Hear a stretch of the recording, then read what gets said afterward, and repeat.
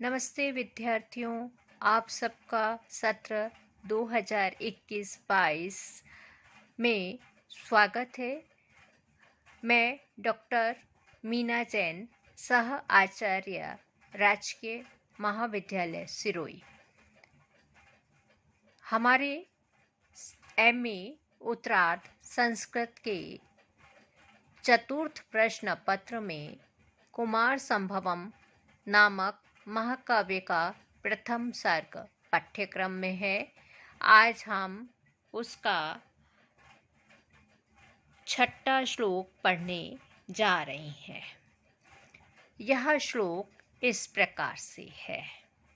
पदम तुषा श्रुति द्योत रक्तम यस्मिन् दृष्ट्वापि हतद्वीपानां विदन्ति मार्ग नखरंध्र मुक्ता फलैः केसरिणां किरातः। यस्मिन अर्थात जिस हिमालय पर, किरातः किरात शबर जाति के लोग, तुषार श्रुति द्योत रक्तम, तुषार कहते हैं बर्फ को, हिम के,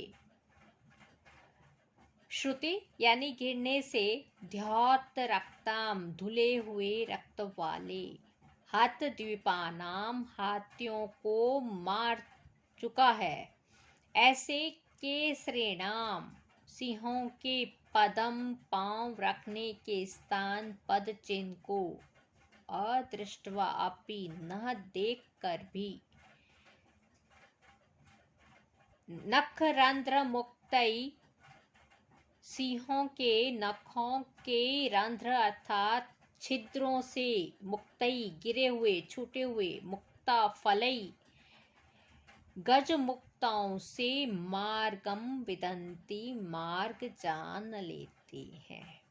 पुनः देखिए, यस्मिन जिस हिमालय पर, किरातः तुषार श्रुति द्योत रक्तम किरात जाति के लोग, बर्फ के गिरने से धुले हुए, रक्तम रक्त धुल गया है रक्त जिनका, ऐसे हृतद्वीपा नाम हाथियों को मार चुके, केसरेणाम सिंहों के, पदाम पांव रखने के स्थान को, अदृष्ट्वा अपि नहीं देखकर भी, नखरंध्र मुक्तई नखों के छिद्रों से गिरे हुए, मुक्तई मुक्ता फलई गज मुक्ताओं से, मार्गम विदन्ति जान लेते हैं।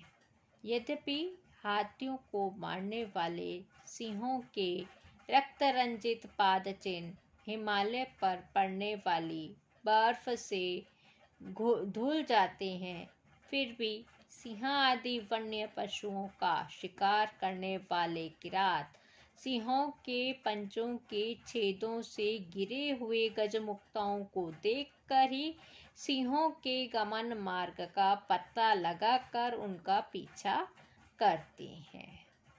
यहाँ पर उदात्त नामक अलंकार है, क्योंकि यहाँ अलौकिक वस्तु का वर्णन किया गया है। इसका लक्षण है लोकातिशय संपत्ति वर्णनोदात्तम मुच्यते,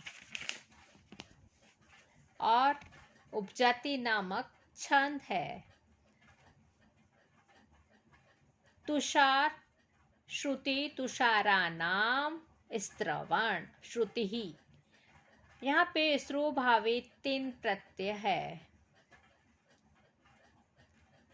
यह विशेषण सिंह के लिए, सिंह जब गजमुक्ताओं को फाड़ देते हैं तब उनके पंजे रक्त से सन जाते हैं, इसलिए चलने पर उनके रक्तरंजित पद विन्यास को देखकर किरात सिंहों के जाने को मार्ग पहचान लेते हैं। पर जब निरंतर बर्फ गिरने पर वह रक्त धुल जाता है और वह रक्त दिखाई नहीं देता, तब सिंहों के पंजों के छिद्रों से गिरे हुए गजमुक्ताओं से ही किरात उनके मार्ग को जान लेते हैं। सिंहों का मस्तक चीरते समय सिंह अपने पंजों में गजमुक्तों को भर लेते हैं, जो कि चलते समय उनके पंजों के छिद्रों से मार्ग पर गिर पड़ते हैं। नखरंध्रेति नखानां रंध्रेभ्यः मुक्तानि तै। मुक्त पद मछली से त प्रत्यय और यह मुक्त बना।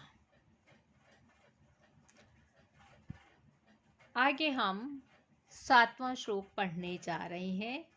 न्यस्ताक्षरा धातुरसेन यत्र भुर्जत्वचः कुञ्जरबिन्दुक्षोणः व्रजन्ति विद्याधर सुन्दरेणां मनंगलेखक्रिययोपयोगम्। यत्र अर्थात जहाँ हिमालय पर धातुरसेन सिंदूर आदि धातु द्रव्य से न्यस्ताक्षरा लिखित वर्णों वाली कुंजर बिंदु क्षोणा गज बिंदुओं के समान लाल वर्ण की भूर्ज त्वचा भूर्ज पत्र वल्कल अर्थात भोजपत्र विद्याधर सुंदरीणाम विद्याधरियों के अनंग लेख क्रिया कामपत्र लेखन की क्रिया के द्वारा उपयोगम वृजंती उपयोगिता को प्राप्त होते हैं, अर्थात उनके काम पत्र लेखन के काम आते हैं। जहाँ हिमालय पर यत्र यानी जहाँ हिमालय पर गैरिक आदि सिंदूर आदि धातुओं के धातु रसेन कैसी धातुएं हैं? गैरिक सिंदूर आदि धातुएं हैं, उनके रसेन द्रव्य रस से न्यस्ताक्षरा जहाँ अक्षर रखे गए यानी लिखे गए अक्षरों वाले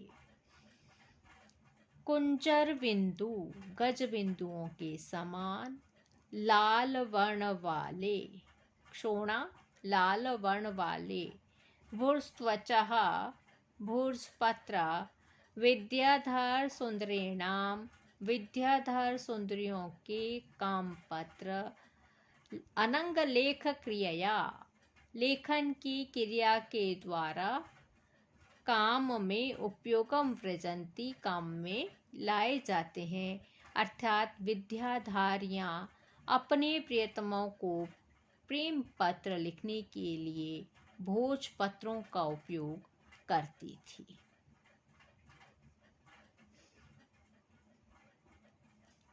धातु रसेन न्यस्तानि अक्षराणि या सुतः धातु रसेन का विग्रह है धातु नाम रसस्तेन न्यस्ताक्षरा इसका विग्रह होगा न्यस्तानि अक्षराणि या सुतः न्यस्ताक्षरा।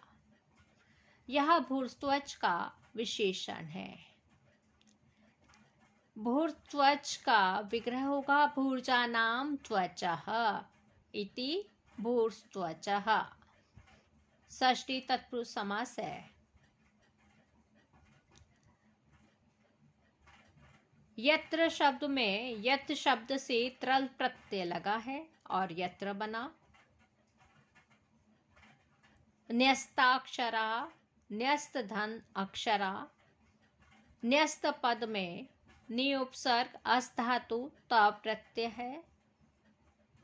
कुंजर बिंदु शोणहा यह प्रसिद्धि है कि लगभग 50 वर्ष की आयु पर पर्वतीय गजों के कुछ शरीर अंगों पर जैसे कपोल सूंड कान आदि उनकी अवस्था के सूचक लाल रंग के बिंदु निकल आते हैं और ये उत्तरोत्तर प्रगाढ़ हो जाते हैं। इन बिंदुओं को पद्मक कहा जाता है। विद्याधारियों द्वारा भोजपत्रों पर सिंदूर के घोल से लिखे गए अक्षर गज शरीर पर उभरे हुए इन लाल लाल पद्मक बिंदुओं जैसे मनोहर लगते थे। अनंगेत्यादि यहाँ पर अविद्यमान अंगः इति अनंगः यस्य स अनंगः। इस श्लोक में कवि ने हिमालय पर विद्याधारियों का निवास और उसके द्वारा भोजपत्र का प्रेम पत्र के रूप में उपयोग बतलाया है। इससे हिमालय का वैशिष्ट्य भी ज्ञात होता है।